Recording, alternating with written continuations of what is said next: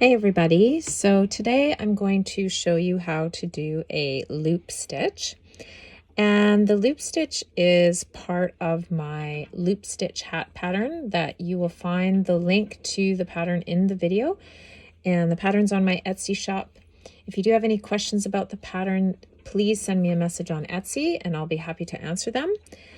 The loop hat pattern basically has two stitches. One is a single crochet, which most beginner crocheters know how to do a single crochet, so I'm not going to show you that today, but I am going to show you the loop stitch, which is based on a single crochet, and it's a really nice stitch to know. It adds quite a lot of interest to your patterns, and it's very simple to do, and it looks really pretty, so it's a nice thing to have in your crochet arsenal, as we say. So let's get right into it. So the way that we do the loop stitch is I've just crocheted a single crochet here on this first stitch. I made a small swatch of fabric just to show you, and I've put a single crochet row as the foundation row to do the demonstration.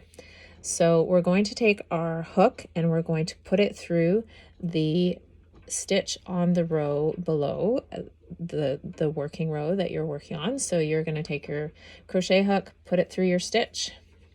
Then you want to basically make a loop with your finger. So the way that I do it is I just grab the yarn.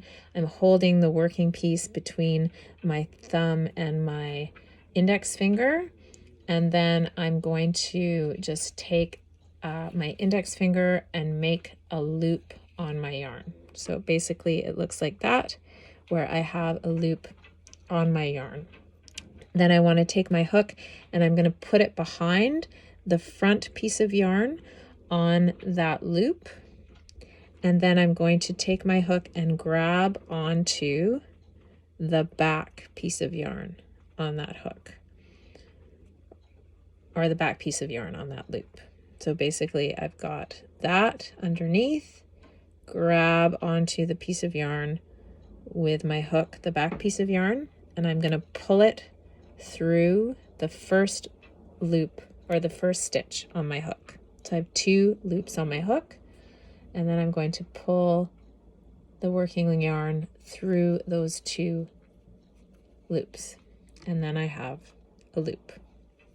So we'll do that again.